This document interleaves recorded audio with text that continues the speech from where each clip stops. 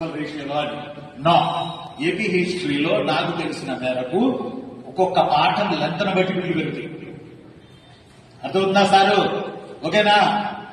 ఏ పాఠం లెంతను బట్టి బిల్లు పెరుగుతాయి. అడిగే బిట్లు శాతవాహన 17-18 బిట్లు అడిగాడు ఒక సంవత్సరం. ఫస్ట్ టాపిక్ బ్రీష్కి తర్వాత వచ్చే టాపిక్ 17 లేదా 18 బిట్లు అడిగాడు నాన్న ఒక్క శాతవాహనాస్ మీద. ఆలోచన చేయండి. 12 బిట్లకు ఎప్పుడు తగ్గట్లా శాతవాహనాస్ మీద. కాబట్టి శాతవాహనులు దాన్ని అందులో వేయించాడికి అంటే ఇప్పుడు రంగా చెప్పాలంటే మీరందరూ వేయించాడికి. ఎందుకంటే ఈ బెల్ట్ మొత్తం పరిపాలన చేసింది వేయించాడికి.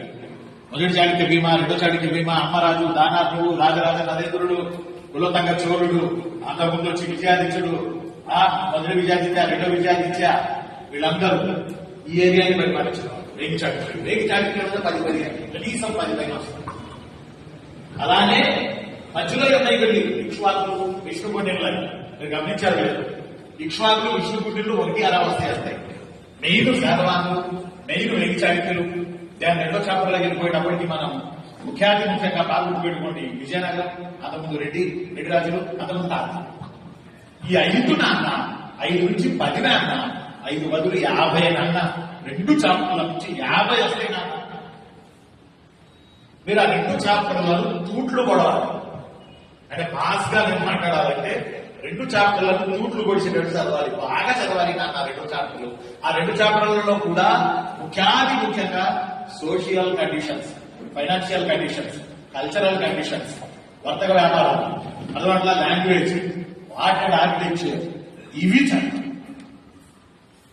ఇట్లా బిడ్డలు అనబడవు. అందులో ఏంటి?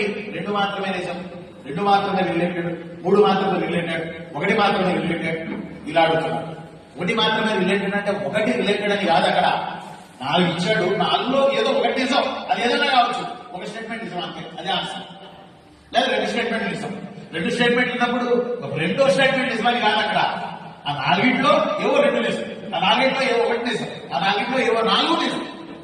అలా 2 మార్చి పడేస్తున్నాడు. కారణం సబ్జెక్ట్ ని, సోషల్ కండిషన్స్ మీరు చదివారా లేదా అనేది ఆ మాట్లాడు.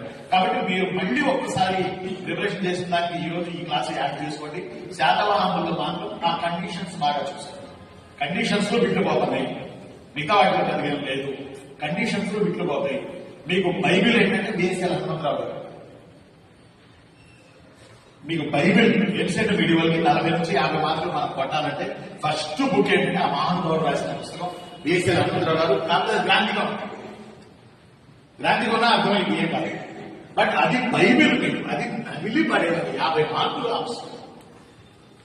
మేము రాసినా ఎవరు రాసినా ఏ బుక్ రాసినా అందులో ఖాళీగా ఉంటే కొత్తగా సృష్టించే ఉండదు. అలా 50 మార్కులు. కాబట్టి శాతవాహనులు బాగా, వెయ్యి చాళుక్యులు బాగా 20 ఇక్ష్వాకులు, విష్ణుకుండిలు, రూపలాయలు, ఆంధ్రప్రదేశ్, శాలంకాయలు ఉంటాయి. చర్చలు ఆ చిన్న వాటిలో 1 అలా వస్తాయి అంతే. వాటికి మీరు ఎక్కువ సమయం కేటాయించాల్సిన అవసరం అసలే లేదు. శాతవాహన మొదటి శాతంలో శాతవాహనులు, వెయ్యి చాళుక్యులు ఏ బిడ్డగినా మీరు పెట్టేటట్టుంటే 20 బిడ్డలు ఆనందం చేస్తారు. అక్కడే మిగతా చూడండి కానీ అంత ఫోర్స్ పెట్టద్దు. ఈ 2 బాగా చూసుకోండి.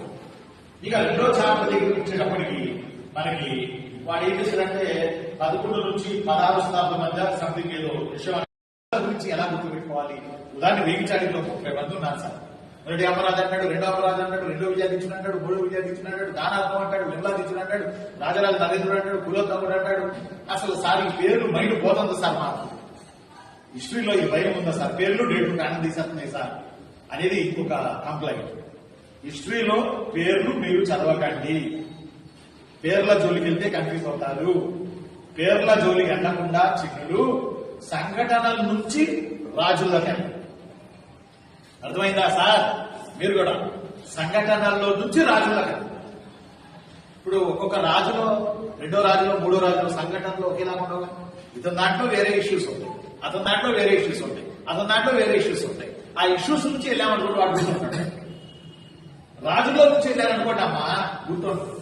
ఎందుకంటే పేర్లన్నీ ఒకేలా ఉంటాయి. మనం రాజు మీద బయట తీసి ఇష్యూస్ లో మనం పెడతాం. అలా కాదు, ఇష్యూలు చూసుకుంటూ రాజులో తెలుగులో తొలి పద్య శాస్త్రం ఎవరు, తెలుగులో తొలి గద్య శాస్త్రం ఎవరు, లేకపోతే నరేంద్ర మృగరాజు గురిదేవటి, లేకపోతే 108 యుద్ధాలు చేసి 108 శివాలయాలు కట్టింది ఎవడం, 108 యుద్ధాలు చేసి 108 శివాలయాలు కట్టిన వేయించాలిక రాజు ఎవడు అంటే అతను తప్ప మిగతా రాజులు ఎవరు 108 యుద్ధాలు చేయాలి, శివాలయాన్ని కట్టాలి, అతను ఒక్కడే కట్టాడు. కాబట్టి అతని నుంచి మనం ఆ రాజు పేరు దగ్గర దగ్గుతాము. అలా సంఘటనలో నుంచి వెళ్ళండి. రాజుకు చదవాల్సి వచ్చినప్పుడు కల్చరల్ ఇష్యూస్ అంటే అది వేరే మరి మెథడ్. అర్థమైందా? చిన్న కల్చరల్ అంశాలు కాకుండా రాజుల గురించి చదవాలనుకున్నప్పుడు రాజుల సంఘటనల నుంచి వెళ్ళండి అన్న, మీకు ఈజీ అయింది బాగా, లేకపోతే కష్టం. ఇది కూడా ఒకే పేర్లు ఉంటాయి. ఒకసారి ఏమడిగాడు, రెండో విద్యార్థించుడు ఆయన రాజు నాడు వేయించాడు, మీకు తెలుసు, మీరు చదివారు. రెండో విద్యార్థించుడు బిరుదేంటి? నరేంద్ర మృగరాజు. నరేంద్ర మృగరాజు బిరుదు ఎందుకు వచ్చింది? ఆయన సింహంలాగా పరిపాలన చేశాడు, లేకపోతే ఈ ప్రాంతం మొత్తాన్ని ఆక్రమించుకున్నాడు అని గాంధీ గారు అక్కడికి వచ్చాడు. గాంధీ గారు విజయవాడ దానికి వచ్చారు. కాకినాడ కావాలి, కాకినాడ కావాలి, కాకినాడకు వారు రావాలి. వారు ఎందుకు రాలేదంటే వారికి ఆ టైంలో మోషన్ లేదు, అందువల్ల హెల్త్ బాగా సార్. అందువల్ల వాళ్ళు ఫ్రెండ్ని పంపారు, మౌలానా మహమ్మద్ అలీ అని ఆయన ఢిల్లీలో ఆయన ఫ్రెండ్. ఆయన పంపారు కాకినాడకు పంపేటప్పటికి లోకల్లో ఐదవ కాళేశ్వరరావు ఉన్నారు, లోకల్లో భోగరాజు ఉన్నారు, లోకల్లో జ్ఞాపతి ఉన్నారు, లోకల్లో కాశీనాథ్ ఉన్నారు, ఇంకా లోకల్లో ప్రెసిడెంట్స్ ఉన్నారు. ఇంతమందిలో ఎవరో ఒకరిని అధ్యక్షుడిని కూర్చోబెడతానికి మీకు ఏమైనా నొప్పా, ఎక్కడో ఢిల్లీ అందరినీ తీసుకొచ్చారని ఇక్కడ కథలు తీసుకుని అమ్మపడ్డారంట మౌలానా మహమ్మద్ అలీ. ఇంతమంది లెజెండ్ లీడర్స్ ఉండగా మౌలానా మహమ్మద్ అలీని తెచ్చి కూర్చోబెడతారా ఇక్కడ కాకినాడలో? ఇక్కడ ఎవరు దొరకలేదా మీకు అని. కాకపోతే ఆయన ఏం చేశారంటే వచ్చి అట్లా కూర్చొని బిడ్డ అయ్యి వెళ్ళిపోయాడు. ఆయన కూర్చోగానే మనకి బిట్ అయిపోయింది కదా, ఆయన కూర్చున్నాడు. ఇక్కడ మనకేమో ఆబ్జెక్ట్ బిట్ ఎవరంటే మౌలానా మహమ్మద్ అలీ. ఏడుంటామైంది మనం తెలియకపోతే ఏం పెడతాం? ఏ భోగరాజు గారు, ఏ మన అల్లూరు సత్యనారాయణ రాజు గారు, లేకపోతే మన మంత్రి సత్యనారాయణ రాజు గారు, ఎవరో ఒకళ్ళు పెడతాం. మన వాళ్ళే ఉంటారు మన ప్లేస్ లో, మన వాళ్ళు ఉంటుంటే ఎవరు ఉంటారు.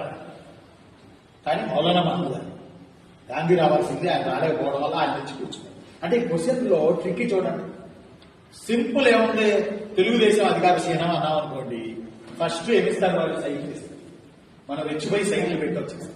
అంత తేలిగి పెట్టు, ఇలాంతా తేలిగి పెట్టాడు కదా అని. అది ఎన్నికల చిహ్నం కదా. అధికార గుర్తు ఇల్లు చక్రం నాగలి, ఇల్లు చక్రం మొక్కజొన్న కంకి. అదొట్లా ఇల్లు చక్రం నాగలి. అదేం చెప్తారు? 4లో పెడతాం. ఎప్పుడు జరిగింది జాతీయ కాంగ్రెస్ సమావేశం? ఎప్పుడు జరిగింది అంటే ఏం పెడతాం? చెప్పండి ఒకసారి, మీరు చెప్పండి.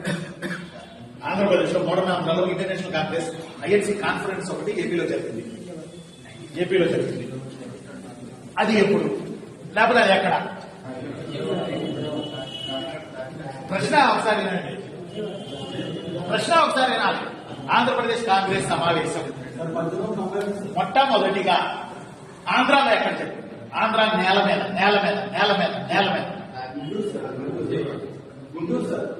గుంటూరా సార్, గుంటూరా? ప్రశ్న ఎట్లా మీరు? ఆంధ్రప్రదేశ్ జాతీయ కాంగ్రెస్ సమావేశం ఎక్కడ జరిగింది, ఎప్పుడు జరిగింది? ఫస్ట్ టైం ఏపీ ల్యాండ్ మీద. అంతకుముందు ఇండియాలో చాలా జరిగింది. ఏపీ ల్యాండ్ మీద 1885లో ఐఎన్సీ ఏర్పడింది అనుకోండి. బట్ మన దగ్గరికి వాళ్ళు రావడానికి చాలా సంవత్సరాలు పట్టింది. మన ల్యాండ్ మీద గురించి మీటింగ్ పెడతాను. అది పక్క కాకినాడ, విజయనగరం, విజయవాడ, కాకినాడ,